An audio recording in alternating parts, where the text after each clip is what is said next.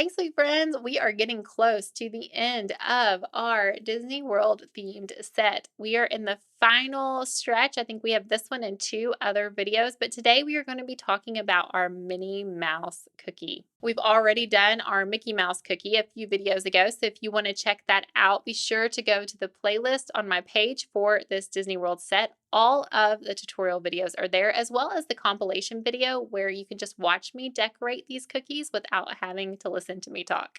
Now, I have mentioned this a few times, but I am going to mention it again. If you want all of the tutorial videos mashed up together into one really huge video, then that is available on Patreon, as well as the graphics I used for this cookie set. So if you don't want to reinvent the wheel, if you just want to use the graphics that I found, you can get those on Patreon. It's $5 a month. You can always start it, get what you need, and cancel it. There is no obligation to do it month to month, but it is on there if you do want it. So let's get going on our cute little Minnie Mouse cookie. Welcome to Rock City Cookies, where we talk about all things cookies. If you're new to the channel, hit that subscribe button and click the bell icon to be notified when we upload a new video. Thanks for watching. With Minnie Mouse in this cookie cutter, let me tell you, I got this cookie cutter a long time ago, and it was when I didn't have a projector. My very first Minnie Mouse cookie order was not too far into my cookie career, and I didn't have a projector. So at that point in time, I thought it was a good idea to get the cookie cutters that have like the indentions so that you kind of knew where things went. And so I bought this cookie cutter then. And I honestly, it's not a favorite cookie cutter of mine. It has the separated areas in the middle where you can see where Minnie Mouse's bow goes. And ideally, I think that in theory, it sounds like a great idea, but in execution, I've never liked it. And one of the reasons why I've never liked it is because, and maybe it's because the indention goes pretty much all the way down to where the cookie is. I don't know. I'm trying to think of why I think that this happens, but and maybe other indented cookie cutters work well for other people. I've just never liked any of the ones I've gotten. And one of the reasons why is because it actually makes my cookie unstable. The reason for that is, I think, because this does indent into your cookie, it means that it's not a flat cookie. And so I have had my Minnie Mouse cookies break. And I'll never forget one of the times I was actually packaging them to take them, like literally to take them, and every single Minnie Mouse cookie broke. And so I am not a huge fan of the indented cookies. As I've mentioned in other videos in this set though, I like to use whatever cookie cutters I have. I don't want to reinvent the wheel. I don't want to do extra work for myself or my husband who makes our cookie cutters. I don't want to spend money buying a new cookie cutter if I don't have to. And so because I already had this one, I just used it for this set. And honestly, by the time this video launches, we may have a Minnie Mouse cookie on our Etsy page. And if not, then I will be sure and link a Minnie Mouse cookie cutter in the description box below that you can use for your own needs. Either way, I'll have something listed down there for you, but it won't be this one. Because I just don't recommend this at all. But I did want to use what I had. And so that is why you see this cookie is indented and it has, where the bow should go. However, cookie cutter also, when I bought it, it didn't have like Minnie's face on it. I mean, it looked like this. It was like black here, and then you were just supposed to do the bow. It wasn't a matter of actually defining her face. So just like with the Mickey cutter, though, I knew I wanted to have a face on my Minnie Mouse cutter cookie. And so I just found a Minnie Mouse graphic of her face, and I just projected it onto my existing cookie shape. And then I'm just going to make the cookie work for me. So even though the bow goes way far down, I don't have to use that. I'm going to cover it up with icing. The client's never going to know that that's not how the cookie cutter was originally designed. So I'm going to make it work for me. So I'm going to outline Minnie's face to fit what I think proportionally it should be on this cookie. That means I'm going to overlap her face to where the bow is supposed to start. But again, it doesn't matter because I'm covering it with royal icing. So just like with my Mickey cookie that you saw me do a couple videos ago, you are going to outline all of the areas on your character cookie because you don't want to be turning on and off your projector over and over and over again, resizing your image to your cookie over and over and over again, because you are likely to mess up up and get your proportions wrong when you do that. Trust me, I know I've done that many times where I don't outline my character all at one time and then I go back to reproject my image and I have a hard time lining it back up. Whereas if you go ahead and outline all of the areas one time, your proportions will be correct. So that's why you see me do that. Now, I'm also always thinking about my character in layers, and so you need to think about what needs to be further back and then what can be further forward. So in a character, in a face, in anything that you're doing, the back of the mouth is going to be flat, and then you're going to have your tongue and your eyes, and then the skin, and then whatever hair or anything like that. That's how I build my characters. I'm always going to do the eyes as one of my very first steps. So again, I'm going to use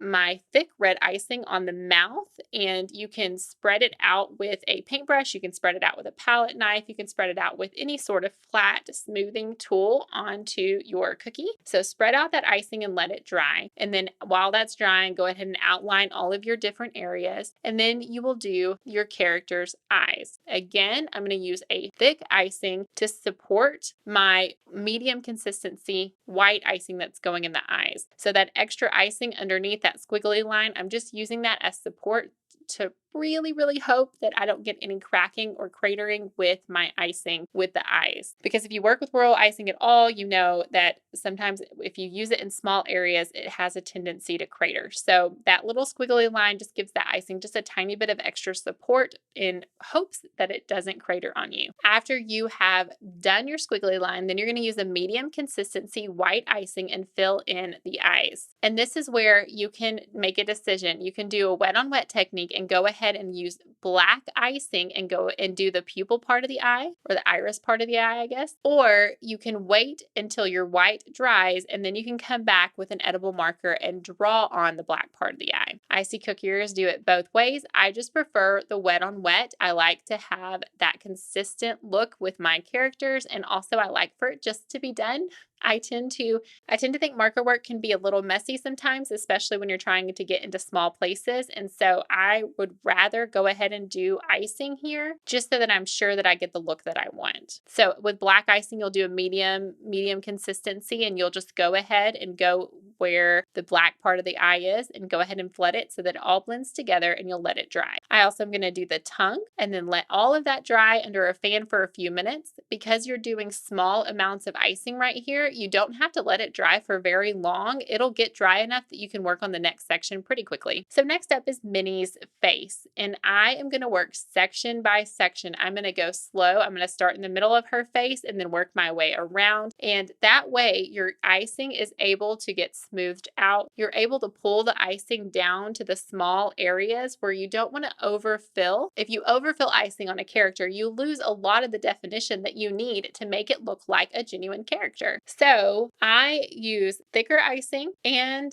I use my scribe tool to pull my icing into the areas that I want it to be. And also my scribe tool is getting out any air bubbles and smoothing out my icing all at the same time. Now you're going to work somewhat quickly because you don't want all the sections to dry as you're working. You still need that icing to kind of blend together. So you don't want to take too long of a time doing this process, but you definitely want to work section by section when you're doing your characters. So I'm going to start here in her above her lip, and then I'm going to kind of go down to her chin, and then I'm going to fill in all of the other areas and let them touch so that they do blend together. So you do end up with a smooth icing. Again, around her lips, you definitely, around the smile, you want to go slowly and really just pull the icing into the areas that you want it to be, just barely touching the icing with your scribe tool to that thick line. And then that way it keeps that definition of the smile. So you can still tell that Minnie Mouse is a happy camper. After I have done the skin, I'm going to go and do Minnie Mouse's ears. Now this part's going to look a little funny because you're leaving space for the bow, but you're going to go ahead and do her ears and let that dry. Again, a black icing that's medium consistency, and pull your icing with your scribe tool to the little areas that it needs to go in. Now that her face is done, I'm also going to come back with the pink petal dust, and I did this on Mickey too. I actually did a little bit more on Minnie than I did on Mickey, just right here to kind of really accentuate her cheeks and kind of give her those rosy cheeks. So it's just a dry petal dust with a paintbrush, and you're just going to kind of smooth it all over the areas of the face, and kind of I did it around the outline of her skin. I talked about it in my Mickey video, but I'm not like super happy with the color of the skin tone that I did here. So the pink just kind of adds a little bit more depth there to try to make it look a little bit more fun, and then also not quite such an awful color. And then I'm going to come back because her face has dried now, and I can do the final touches on her face. And that includes her eyelashes that I'm doing with an edible marker and her nose. Just like with the eyes, you're going to want to do a squiggly line of thick icing underneath your medium consistency icing, just so that you don't have to worry about her nose denting in and cratering. Now I'm going to go back and do Minnie Mouse's bow. And this is the exact same technique that I did on the last video where I just did Minnie Mouse's bow as a cookie on its own. But you're going to outline your areas of your bow. To give the bow some definition, I am using a thicker than normal line of icing kind of going off of the center of the bow, just to kind of give that appearance of like a wrinkle or some texture in our bow. And I'm going to flood all around that. And I'm going to be real careful not to overfill my flood so that I don't cover up that line that I did that kind of gives that extra detail to Minnie's bow. And then while my icing is still wet, I'm going to do that wet on wet technique, and I'm going to take my thick white icing and I'm going to put dots in my bow. And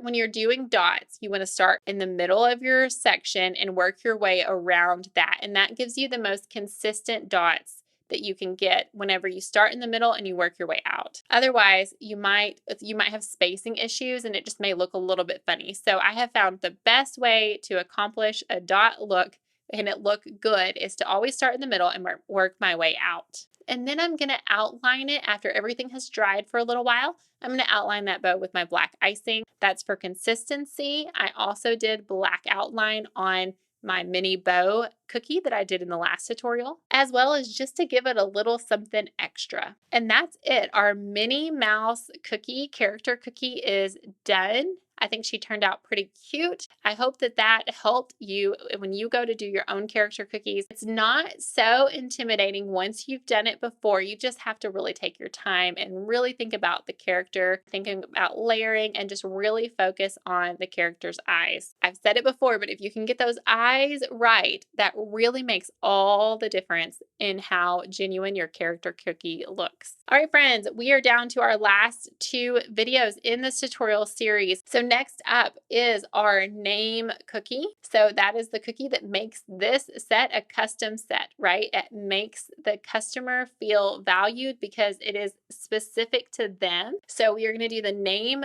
cookie next, and that will go live in just a couple days. So I will see you then. Thanks so much for watching.